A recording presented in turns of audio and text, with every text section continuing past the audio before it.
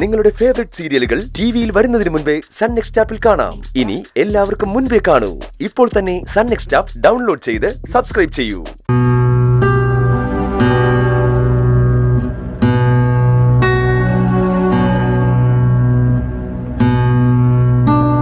ഞാനും മോളും രഘുവേട്ടന്റെ കൂടെയാണ് പോകുന്നതെന്ന് അറിഞ്ഞപ്പോ ആദിക്ക് വലിയ ആശ്വാസമായി.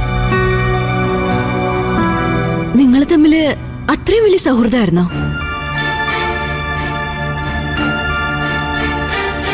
അപ്പോ എന്നെ കുറിച്ച് ആദ്യം കൂടുതലൊന്നും അമ്മയോട് പറഞ്ഞിട്ടില്ല അല്ലേ? നേരത്തെയൊന്നും ആദിക്ക് ഇങ്ങനൊരു സുഹൃത്തുള്ളതായിട്ട് എനിക്കറിയില്ലായിരുന്നു. ആദിക്ക് ആക്സിഡന്റ് സംഭവിച്ചതിന് ശേഷമാ രഘുവേട്ടനെ കുറിച്ച് ഞാൻ അറിയുന്നത്. അന്ന് ന്യൂസിലൊക്കെ ഉണ്ടായിരുന്നല്ലോ, രഘുവേട്ടന്റെ വണ്ടിയിലാണ് ആദി സ്വർണം കൊണ്ടുപോയെന്നൊക്കെ. അപ്പോ ആ സ്വർണം എന്റെ കയ്യിലുണ്ടെന്ന കാര്യം ആദ്യം അമ്മയെ അറിയിച്ചിട്ടില്ലെന്ന് തോന്നുന്നു. അന്ന് നിങ്ങള് പരിചയക്കാരാണെന്നൊന്നും എനിക്കറിയില്ലായിരുന്നു. ആദി ഹോസ്പിറ്റലിൽ നിന്ന് ഇറങ്ങിയ ശേഷം രഘുവായിട്ട് നേരത്തെ പരിചയം ഉണ്ടായിരുന്നെന്നും ബാധ്യത തീർക്കാനുള്ള പണം രഘു നമുക്ക് വാങ്ങിച്ചു തരുന്നൊക്കെ പറഞ്ഞത്. നിങ്ങളില് വലിയ പ്രതീക്ഷയായിരുന്നു ആദിക്ക്. പക്ഷേ ആ സഹായം കൊണ്ട് രക്ഷപ്പെടാൻ ആദിക്ക് യോഗം ഉണ്ടായില്ല. വിഷമിക്കണ്ട, എല്ലാം ശരിയാവും. ആദ്യം നിയമോളുടെ അസുഖം മാറട്ടെ, അതിനുശേഷം ആദിയുടെ കാര്യത്തിൽ നമുക്ക് ചെയ്യാൻ പറ്റുന്നൊക്കെ ചെയ്യാം.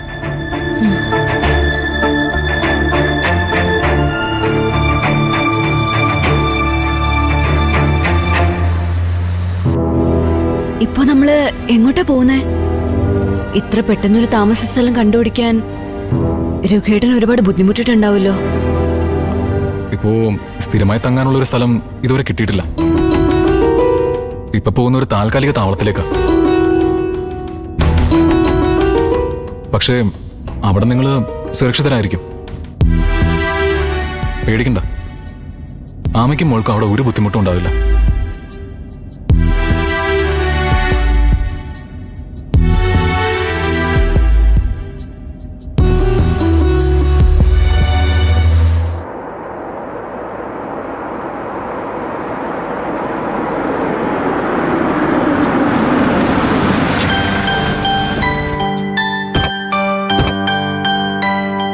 വാ മോളെ.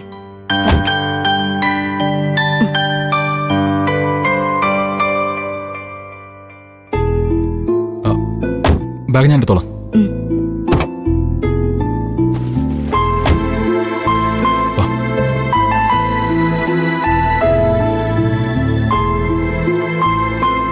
ആമി വാ.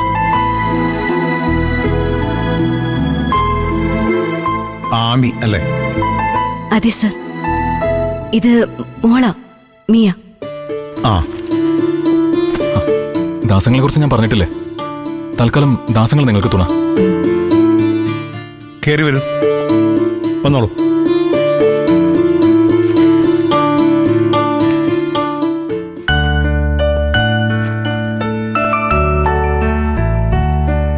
സുമേ, സുമേ, എന്താ സാറേ? ഇന്ന് നമുക്കൊരു ഗസ്റ്റ് ഉണ്ട്. ഇത് ആമിയും മിയയും. മോക്ക് വയ്യാത്ത കിടക്കേണ്ടി വരും. ഇവർക്ക് ആ ഗസ്റ്റ് റൂം ഒന്ന് തുറന്നു. ശരി, ഇങ്ങ തന്നേക്ക്. യാത്ര കഴിഞ്ഞ് വന്നാലേ മോളുടെ മുഖത്ത് അതിന്റെ ക്ഷീണമുണ്ട്. കുറച്ച് സമയം ഒന്ന് റെസ്റ്റ് ചെയ്യട്ടെ. ശരി, താങ്ക്സ്. ദാസങ്ങളിനെ കുറിച്ച് രഘുവേട്ടൻ പറഞ്ഞിട്ടുണ്ട്, പക്ഷെ ഇവിടേക്കാണ് വരുന്നതെന്ന് പറഞ്ഞില്ല. ഇവന്റെ കാര്യങ്ങളൊക്കെ അങ്ങനെയാ, എല്ലാം സർപ്രൈസ് ആയിരിക്കും. ചെല്ല, മോളെ മുറിക്കൊണ്ട് കിടത്തിക്കോ.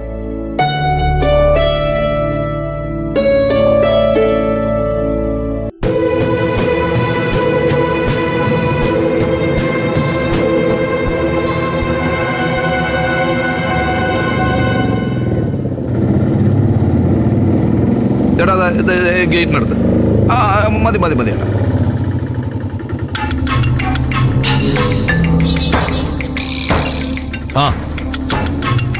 നാളെയല്ലേ പറഞ്ഞിരിക്കുന്നത്? ആ ഞാൻ അങ്ങെത്തിക്കോളാം. ആ ഓക്കെ. ഞാൻ വിളിക്കാം.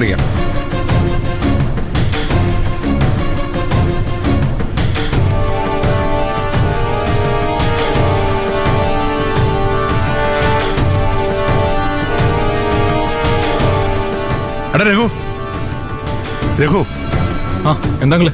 ദേ വിനയം വരുന്നുണ്ട്. വിനയനോ? ആ നീ അവിടെ തന്നെ ഇരുന്നാൽ മതി. അവനെ ഞാൻ പറഞ്ഞിട്ടോളാം. ആ ശരി. സാറേ കോഫി. സുമേച്ചി തൽക്കാലം ആമിയോട് മുറി തന്നെ ഇരുന്നാൽ മതി എന്ന് പറ. ശരി.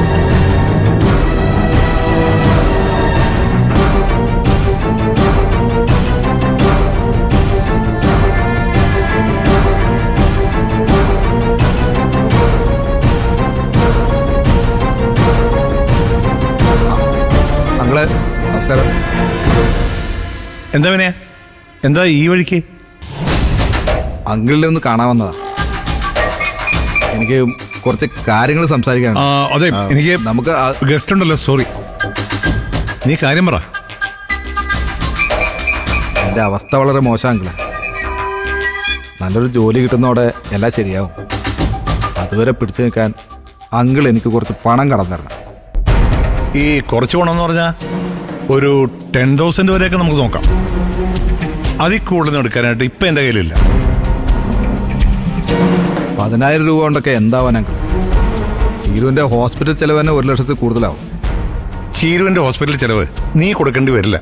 അതിനിപ്പോൾ അവൾ നിന്റെ കൂടെ അല്ലല്ലോ, അവളുടെ അച്ഛൻ്റെ പോലെ. ചീരുവിൻ്റെ ഡെലിവറിയൊക്കെ അവർ നോക്കിക്കോളും.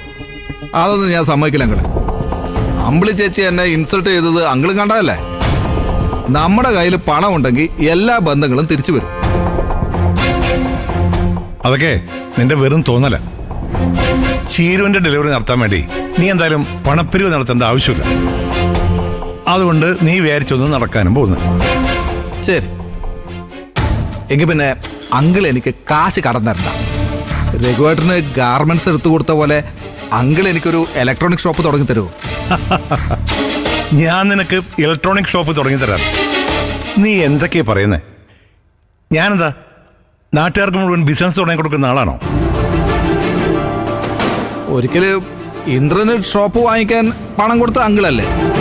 ഇപ്പതേ രഘുവേട്ടനെ സഹായിച്ചു. അമ്പിളി ചേച്ചി അനുഭവം കഴിഞ്ഞ അച്ഛൻ്റെ 3ാമത്തെ മകള് ചീരുവല്ലേ. അപ്പൊ പിന്നെ ചീരുവിന്റെ ഭർത്താവായ എന്നെ കൂടി അങ്കിളിന് സഹായിച്ചൂടെ?